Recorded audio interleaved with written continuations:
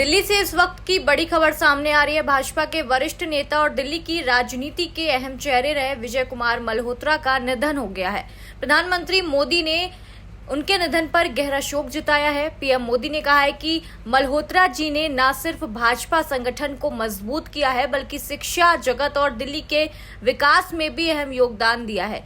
लंबे समय से बीमार चल रहे मल्होत्रा जी का दिल्ली में इलाज के दौरान निधन हुआ है। उनके निधन से भाजपा परिवार और राजनीतिक जगत में गहरी शोक की लहर है।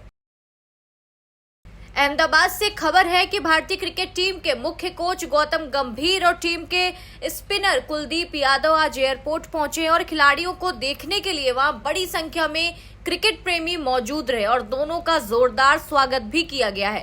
फैंस ने तस्वीरें खींची और टीम इंडिया के नारे भी लगाए। टीम इंडिया के अहमदाबाद पहुंचने से शहर में क्रिकेट का जोश और भी ज्यादा बढ़ गया है और माना यह जा रहा है कि यहां आगामी मैच और टीम की रणनीति को लेकर तैयारी भी शुरू हो गई है।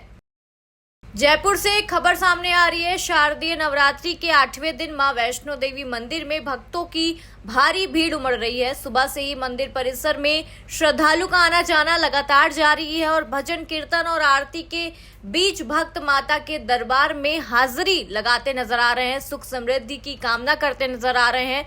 मंदिर प्रशासन ने भीड़ को देखते हुए विशेष इंतजाम किए हैं ताकि श्रद्धालुओं को किसी भी तरह की दिक्कत का सामना न करना पड़े। नवरात्रि के पावन अवसर पर पूरा माहौल भक्तिमय बना हुआ है।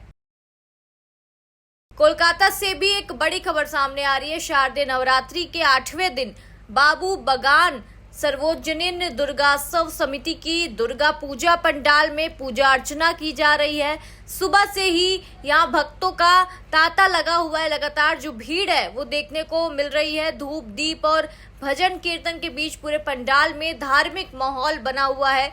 दुर्गा अष्टमी के मौके पर विशेष पूजा का आयोजन भी किया गया है जिसमें बड़ी संख्या में श्रद्धालुओं ने हिस्सा लिया है। लोगों ने मां दुर्गा से परिवार और समाज की खुशहाली की कामना की है और पूरे इलाके में त्योहार का रंग और जो उत्साह है वो देखने को मिल रहा है। शारदीय नवरात्रि के 8वें दिन मुंबा देवी मंदिर में विशेष आरती की जा रही है और अष्टमी के अवसर पर सुबह से ही मंदिर में भक्तों का सैलाब उमड़ पड़ा है। भजन कीर्तन और मां के जयकारों से पूरा जो वातावरण है वो भक्तिमय हो गया है। श्रद्धालु माता के दर्शन कर सुख समृद्धि और परिवार की मंगल कामना कर रहे हैं। मंदिर प्रशासन ने भीड़ को देखते हुए सुरक्षा और व्यवस्था का खास इंतजाम किया है। नवरात्रि के इस पावन पर्व पर पूरा माहौल आस्था और उत्साह से लगातार भरा हुआ है। पंचकुला से खबर सामने आ रही है। शारदीय नवरात्रि के 8वें दिन मनसा देवी मंदिर में श्रद्धालुओं की भारी भीड़ उमड़ रही है। सुबह से ही भक्त मां के दर्शन और पूजा अर्चना के लिए मंदिर पहुंच रहे हैं और भारी संख्या में वहां लोग पहुंच रहे हैं और अष्टमी के अवसर पर विशेष आरती और भजन कीर्तन का आयोजन भी कर रहे हैं जिसमें जो पूरा वातावरण है वो भक्तिमय हो उठा है। माता के जयकारों के बीच श्रद्धालुओं ने परिवार की खुशहाली की कामना की है और मंदिर प्रशासन ने भीड़ को देखते हुए सुरक्षा और सुविधाओं के लिए खास इंतजाम भी किए हैं। बड़ी खबर तमिलनाडु से आ रही है। करूर में हाल ही में हुई भगदड़ की घटना की जांच के लिए एनडीए और बीजेपी नेताओं का 8 सदस्यीय प्रतिनिधिमंडल कोयम्बटूर पहुंच चुका है और ये प्रतिनिधिमंडल उस दुर्भाग्यपूर्ण घटना की परिस्थितियों की गहराई से जांच करेगा। भगदड़ 27 सितंबर को हुई थी जिसमें कई लोग प्रभावित हुए हैं। प्रतिनिधिमंडल प्रभावित परिवारों से मुलाकात करेगा और उनकी समस्याएं समझने की कोशिश करेगा। इसके बाद ये टीम एक विस्तृत रिपोर्ट तैयार कर केंद्र और पार्टी को नेतृत्व में सौंपेगी। फिलहाल पूरे इलाके में सुरक्षा जो निगरानी है वो बढ़ा दी गई है। दिल्ली से इस वक्त की बड़ी खबर सामने आ रही है। केंद्रीय मंत्री और बीजेपी के राष्ट्रीय अध्यक्ष जेपी नड्डा ने वरिष्ठ बीजेपी नेता विजय कुमार मल्होत्रा को उनके निकास पर श्रद्धांजलि अर्पित की है।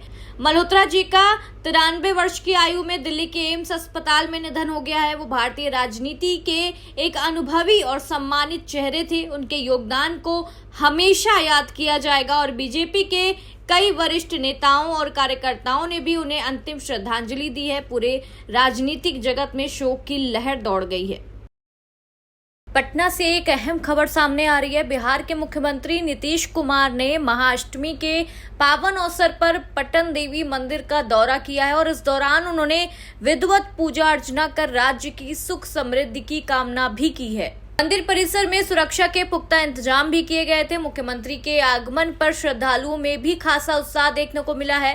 पटन देवी मंदिर को शक्तिपीठों में से एक माना जाता है और महाअष्टमी के दिन यहाँ विशेष धार्मिक आयोजन भी होता है। नीतीश कुमार ने मंदिर के पुजारियों से आशीर्वाद भी लिया। उनका ये दौरा पूरी तरह से धार्मिक और आध्यात्मिक माहौल से भरा हुआ था।